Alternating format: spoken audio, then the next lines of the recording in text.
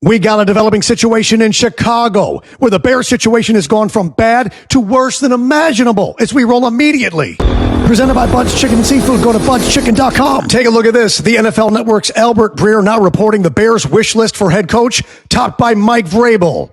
Yeah, but the problem is Orlovsky, appearing on the Pat McAfee show, says he knows Vrabel's going to coach, but it's probably not for the Bears. Look at this. He'll be coaching football. Pro or college? I just... So we wouldn't have thought college, I'm not a right? reporter. The answer is so it's I'm not college. a reporter. O-H-I-O. Is that what you're saying? I think that there's a vision for where he kind of likely ends up coaching next year. Yes, but did you notice Orlovsky's eyes? Did you notice this when he looks to the side? Diversion, we call that in body language, the science of nonverbals. He already knows about the Ohio State situation, and he's trying to hide it, but poorly. But wait, because other Bears players have clearly had enough as we continue. Presented by X Golf West Palm Beach. Find them on Instagram at XGolfWPB.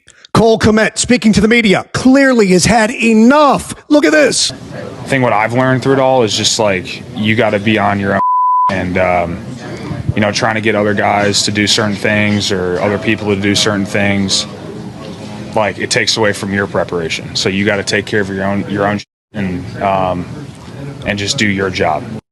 Yeah, and he's not the only one that's had enough. Emmanuel Acho on FS1 has had enough of the theatrics of Caleb Williams. Look at this. Caleb, you not a damsel. You not in distress. We do not feel sorry for you. It is the National Football League. You're going to get hit hard. You have to get up. You got to play the next play. Yeah, and Acho not a big fan of Caleb Williams' body language either, the message he's sending to teammates. Look at this. Caleb Williams' body language is starting to become not just concerning, but irritating. Yeah. Look at this guy. Look at him. He's in pain. He's miserable. What is this? Oh, my God. Yeah, not good, Bears fans. But wait, because it gets even worse for you from here. Presented by SLBT.com, the home of honest, reliable service since 1970. Caleb Williams, Monday night, during their 8th consecutive loss. What the hell are you doing? Take a look at this.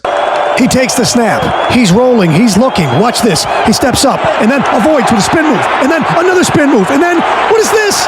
He's jumping over air. What is that? Off balance. He's out of his mind. He's just chucking the ball. Should have got picked. Meanwhile, Dan Orlovsky on the Pat McAfee show explaining that Caleb Williams, the only rookie quarterback this season that hasn't done what? Listen to this. Here's my concern about Caleb.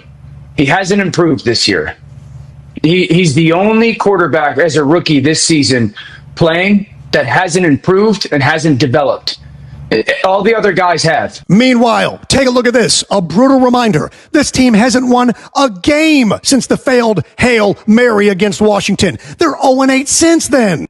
Last year, the last 8 under Justin Fields, 5-3, 24.5. This year under Williams, you already know. Yeah, and that's not good because the numbers don't lie. And the guy you had was winning, and the guy you went and got isn't. But wait, because the Bears are making the weirdest kind of history imaginable. Presented by Twin Peaks. Eats, drinks, scenic views, 29-degree beer, UFC fight headquarters, always Twin Peaks. Take a look at this, Bears fans. Weird history made by your team. Caleb, now 8 straight without throwing an INT. They lost all 8. No one has ever done that, like ever. Meanwhile, Greeny on Get Up with the brutal truth about the Chicago Bears and their history of ruining quarterbacks. You got to see this. The Chicago Bears, who have spent a century destroying quarterbacks, have now found the most talented one they've ever had and have done everything in their power. Remember a few years ago when John Mara said of his own quarterback, Daniel Jones, look, we've done everything possible to screw this guy up? Yeah. John Mara can say, at least we're not that. Yeah, and sadly, he's not wrong. The question is on the board. Question, is Caleb actually to blame for the Bears' disaster of a season? It's not all on him. You just saw those numbers. He holds the ball too long. We understand that. He makes some poor decisions. We get that. But this has been a disaster since Hard Knocks. All the expectation, spending all that money on wide receivers when you needed line play. This is not in any way an indictment on Caleb Williams, but he does need to improve. He does need to get rid of the ball and be decisive. He also needs to tone it down a little bit with some of the ego and the arrogance. All on Caleb? No. but we don't know what we got yet. It may take a couple seasons to find out if, in fact, he's the real deal. Hit subscribe, hit like, comment, or reply to all of those. And remember, kids, while every day above ground is a good day, some are just more questionable than others. Say goodnight to the bad guy. We'll see you next time.